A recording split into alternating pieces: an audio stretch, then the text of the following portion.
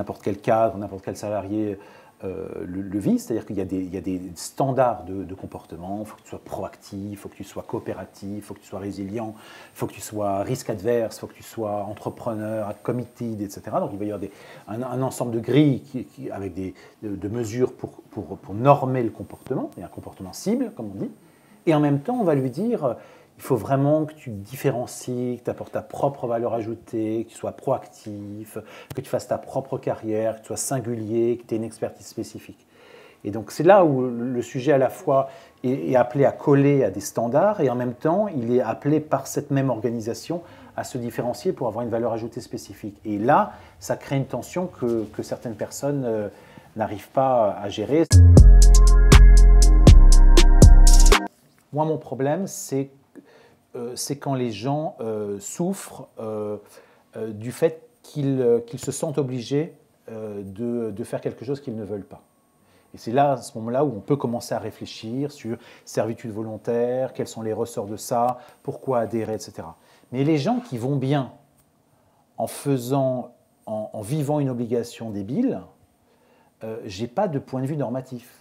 Je ne vais pas dire qu'ils sont aliénés. Vous voyez ce que je veux dire? C'est que je pense qu'il faut aussi faire très attention, si vous voulez, à ne pas glisser vers un jugement normatif qui est de dire finalement les gens qui vivent bien les modes de domination, qui s'éclatent au travail, qui adorent diriger les autres ou qui adorent être dirigés, sont des gens aliénés par le capitalisme. Moi, c'est une catégorie. Moi, je fais assez attention à ça parce que j'ai rien à dire sur les gens qui ne vivent pas une brèche entre ce qui leur est imposé et ce qu'ils vivent.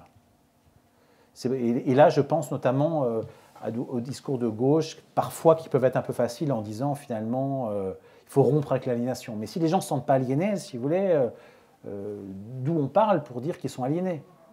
Et ça rejoint la question de monsieur sur il faut une sortie collective. Oui, mais pour une sortie collective, il faut qu'il y ait du collectif. Il faut qu'il y ait du collectif qui se sent en besoin ou en désir d'agir.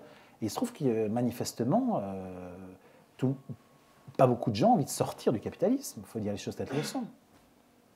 Mais moi, ce qui m'inquiète beaucoup, bon, il y a la question du travail, mais moi, ce qui m'inquiète beaucoup, c'est pour ça que j'insiste là-dessus sur la question du fascisme et d'autres choses, c'est notre perméabilité à ça, en fait. C'est le fait que... Et aussi le fait qu'on puisse avoir des réflexes d'instrumentalisation, de prédation, j'appelle ça des réflexes de prédation, alors même qu'on n'est pas en situation de travail, avec des amis, avec des collègues, dans un monde associatif.